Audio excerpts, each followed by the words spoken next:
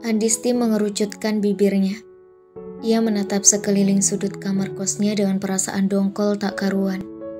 Kemarin ia merendahkan diri sendiri dengan meminta nomor handphone Atar di kantin. Banyak orang melihat dan mungkin banyak yang akan menghakimi jika dia menyukai Atar sampai merendahkan harga dirinya. Namun nyatanya, cowok itu justru benar-benar merendahkannya dan memberikan nomor bundanya. Sebagai seorang yang berjiwa kesatria, Adisti menjelaskan apa yang dilakukan Atar pada Reina. Ia tidak berharap lagi dibelikan sepatu karena ia harus mengakui secara fair bahwa ia gagal mendapatkan nomor Atar dari Atar langsung. Meski ia merasa sangat malu. Baru kali ini ada cowok bersikap angkuh dan sok kegantengan. Biasanya dialah yang dikejar-kejar dan banyak cowok meminta nomor handphonenya. Sedangkan dirinya tak mau memberikan nomornya pada sembarang orang.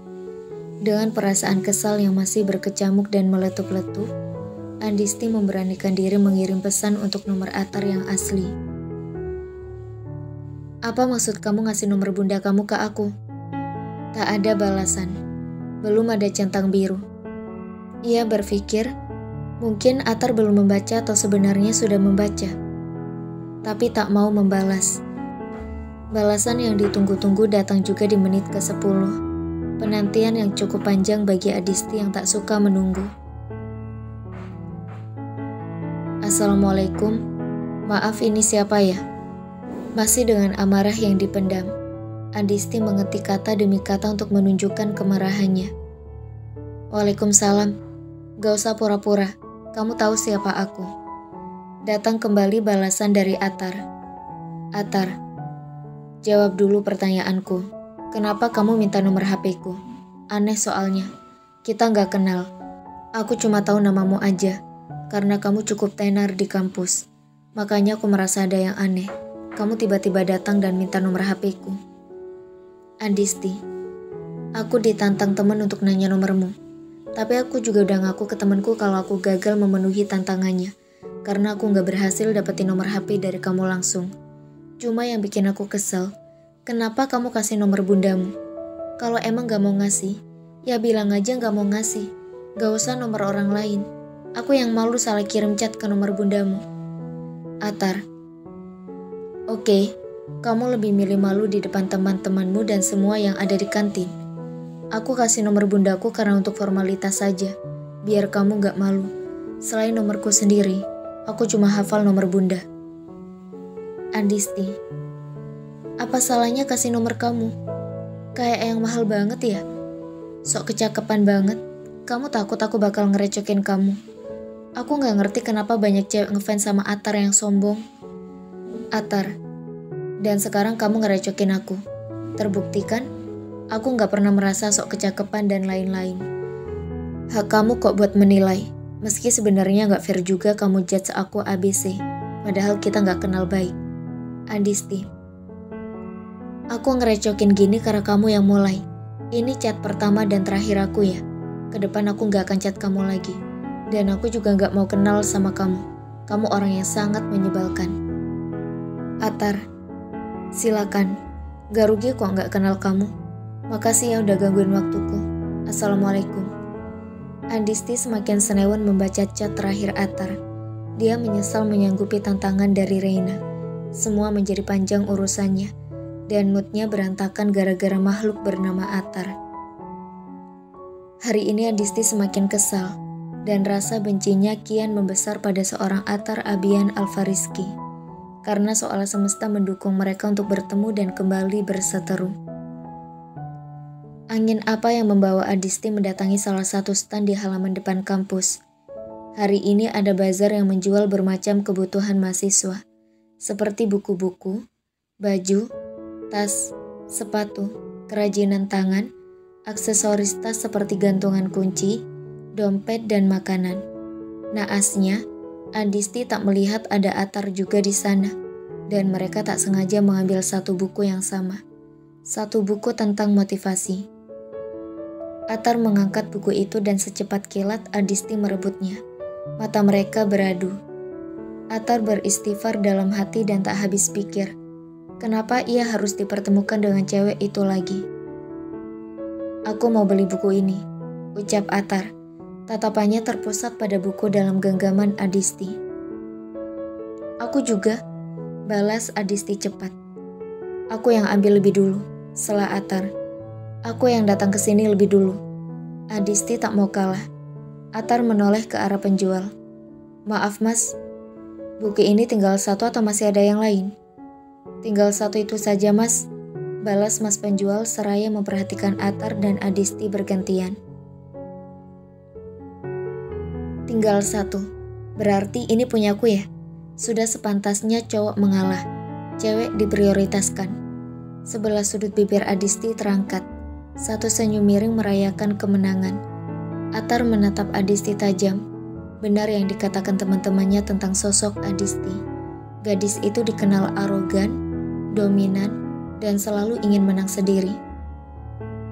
Tidak selalu cowok harus mengalah. Ini soal attitude, gak ada kaitannya sama gender.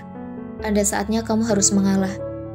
Dan tidak semua orang atau situasi harus berpihak sama kamu. Atar ingin sedikit memberi Adisti pelajaran bahwa tidak semua hal yang ia inginkan terwujud. Teman-teman dari kedua pihak hanya termangu menyaksikan teman mereka mulai bersih tegang. Satu buku saja kamu ribetin ya? Apa salahnya sih mengalah? Kamu bisa cari buku kayak gini di tempat lain. Adisti menatap Atar heran. Wajahnya masam dan intonasi suaranya meninggi. Atar paham benar. Hati Adisti keras. Dan berbicara dengan orang yang keras kepala tak akan menemukan titik temu. Ia hanya ingin sedikit meluruskan cara berpikir Adisti. Ia bisa menilai jika gadis di depannya ini seperti hidup dalam aturannya sendiri. Semua orang harus mengikuti kemauannya, dan sifat seperti ini tak akan membuatnya bertahan. Ketika menghadapi segala sesuatu yang tak sejalan dengan harapannya, ia akan mudah menyerah lalu menyalahkan keadaan. Atar bahkan paham benar. Tipe orang seperti Adisti tak akan pernah mengakui kesalahannya, apalagi meminta maaf. Gimana kalau aku balikin kata-kata kamu? Kamu juga bisa cari buku ini di tempat lain kan? Atar bicara tenang. Matanya yang setajam elang justru menarik perhatian teman-teman Adisti. Tak salah jika banyak mahasiswi mengidolakannya. Oke, ini memang bukan soal gender ya. Tapi setahu aku, yang namanya cowok itu nggak mau ribut-ribut gini. Apalagi ribut sama cewek. Oh ya, aku lupa. Kamu ini mungkin gak sama kayak cowok pada umumnya. Lemes gitu kayak cewek.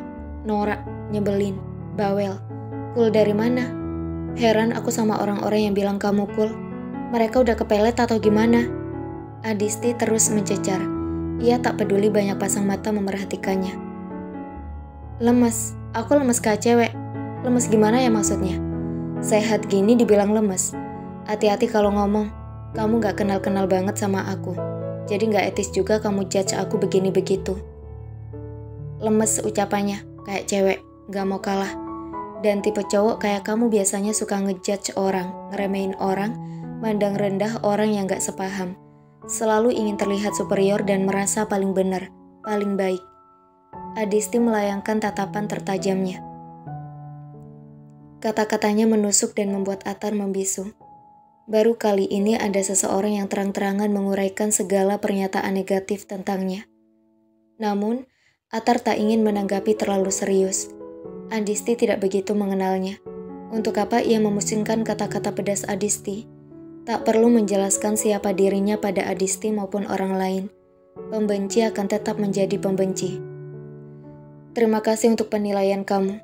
Aku akan jadikan ini sebagai introspeksi diri. Adisti memandangi buku dalam genggamannya. Ia meletakkan kembali di meja.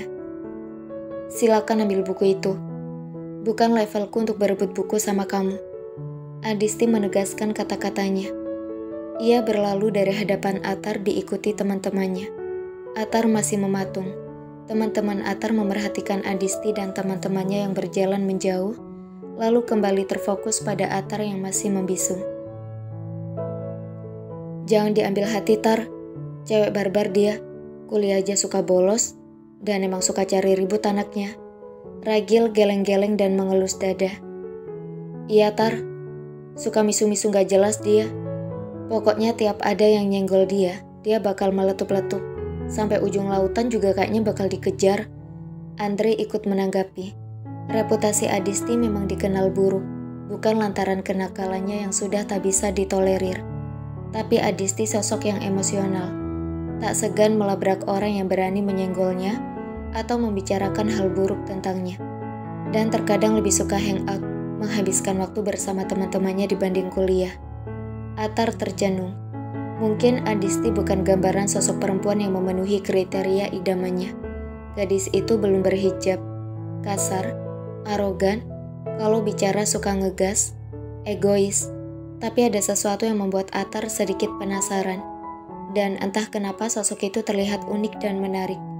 Atar belum menemukan kelebihan Adisti. Mungkin hanya fisik saja, cukup manis di matanya.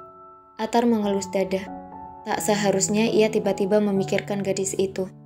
Namun ia punya ide yang menarik dengan satu buku yang sempat menjadi bahan rebutan. Siang itu Adisti duduk sendiri di depan perpustakaan.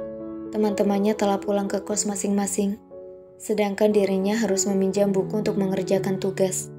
Tepatnya tugas yang seharusnya dikumpulkan 3 hari yang lalu. Tapi ia baru akan mengerjakan. Beruntung dosen berbaik hati, memberinya kesempatan mengumpulkan tugas susulan.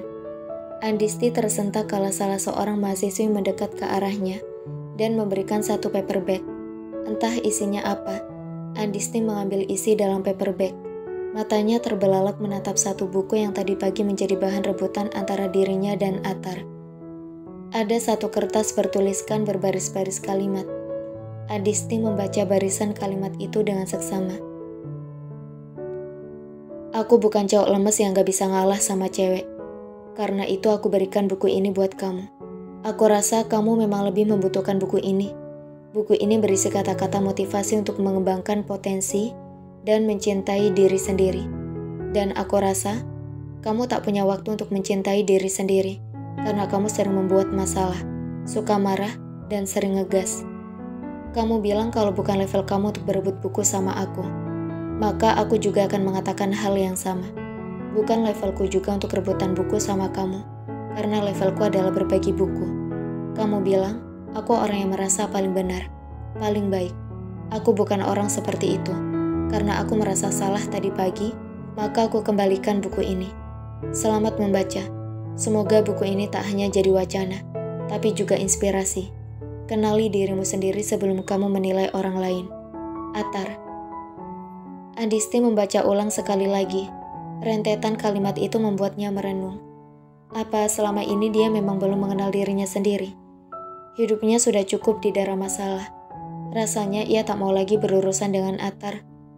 Dan hingga detik ini, ia masih saja menyesali keputusannya untuk menuruti kemauan ayahnya kuliah di universitas tempat ayahnya dulu menimba ilmu. Ia punya pilihan sendiri, tapi semua harus dikubur karena tak sejalan dengan keinginan ayahnya. Lagi-lagi hatinya bergerimis. Orang mengenalnya keras kepala, namun tak ada yang tahu. Gadis itu menyimpan sejuta duka dan tak ingin menunjukkannya pada siapapun.